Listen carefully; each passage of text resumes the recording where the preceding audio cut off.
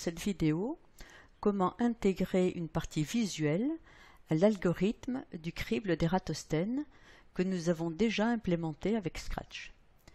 Nous avons ici 100 cases représentant les nombres entiers de 1 à 100.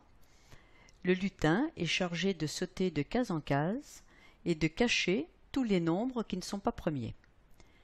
Donc les premières instructions du script principal sont là pour mettre en place le lutin sur la première case et pour définir les variables permettant de calculer les coordonnées du lutin en fonction du nombre sur lequel il doit se positionner.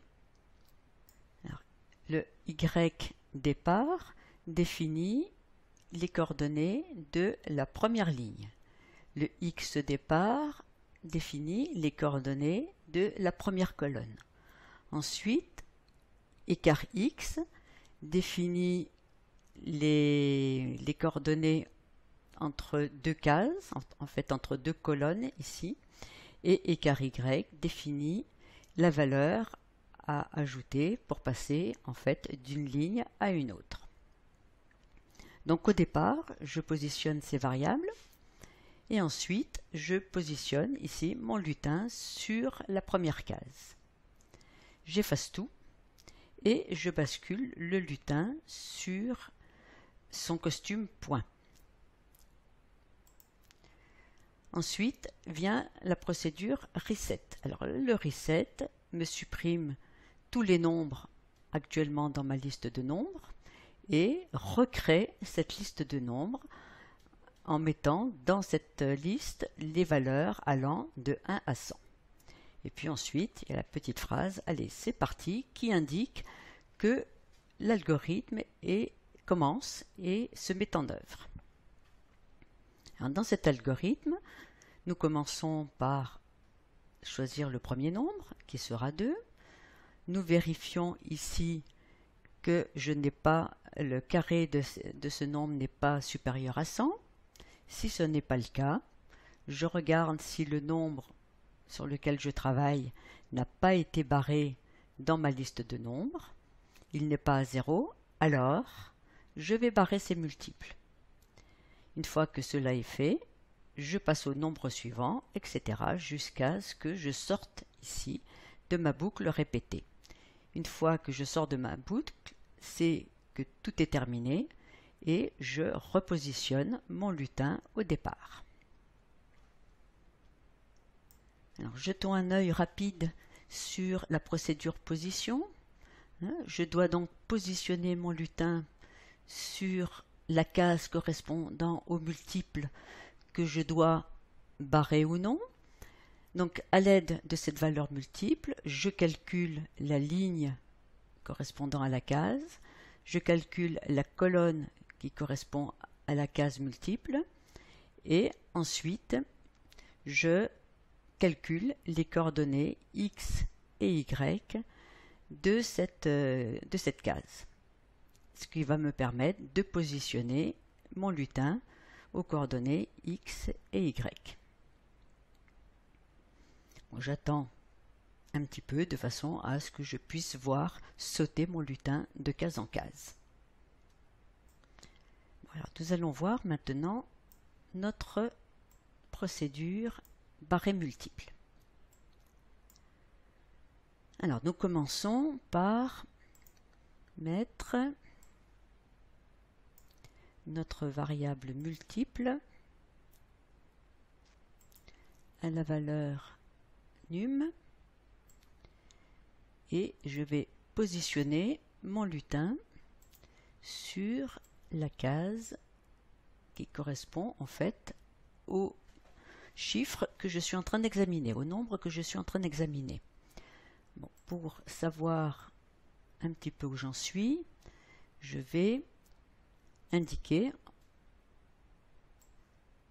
que je vais barrer, donc barrer les multiples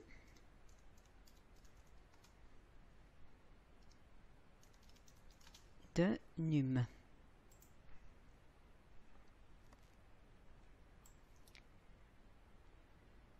Voilà, ça me permet permet de suivre un petit peu plus facilement mon algorithme. Ensuite, donc, je vais positionner mes variables aux premières valeurs. Je vais mettre multiplier à 2. Je vais mettre multiple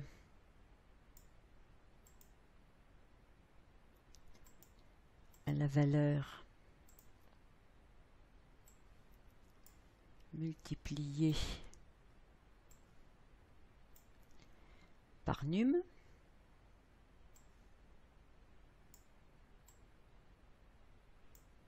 Et je vais entamer ma boucle. Alors, je vais répéter. Donc, je vais boucler tant que mon multiple n'est pas supérieur à 100.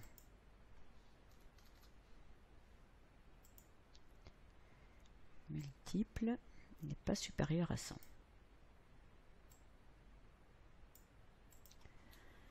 Je vais ensuite vérifier si ce multiple a déjà été barré ou pas. Donc il me faut ainsi. Dans ceci, je vais vérifier que... Alors, c'est une égalité dont j'ai besoin.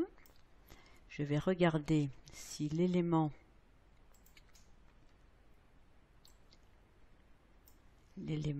multiple dans ma liste de nombres. Je vais regarder s'il vaut 0 ou pas. Alors, s'il n'est pas égal à 0, donc il n'est pas égal à 0. Allez, on va un petit peu monter sur l'autre là pour avoir plus de place. Donc si mon multiple n'a pas été barré, je vais positionner mon lutin sur la case correspondante. Je vais basculer le lutin sur son costume blanc, qui est en fait une petite case blanche, et je vais estampiller le costume blanc, ce qui va cacher le chiffre qui est dans la case, et ensuite je remets mon lutin sur son costume point. Je vais indiquer dans ma liste de nombres que l'élément multiple maintenant a été barré, et donc je le mets à 0 dans ma liste de nombres. Je vais passer au multiple suivant. Alors on va ajouter à multiplier la valeur 1 et on va mettre multiple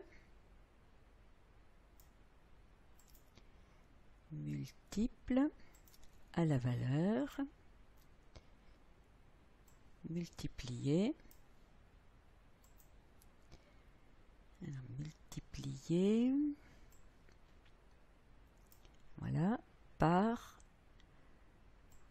num, le nombre que je suis en train de traiter. Voilà, donc j'ai passé au multiple suivant et je remonte ici, je regarde si ce multiple n'est pas supérieur à 100, je regarde s'il a été déjà barré ou non, il n'a pas été barré. Je positionne mon lutin sur la case qui lui correspond. Je passe mon lutin sur son costume blanc. J'estampille, c'est-à-dire que je cache le multiple. Je reviens sur le point et j'indique dans ma liste de nombres que mon multiple vient d'être barré. Alors voyons si tout cela fonctionne.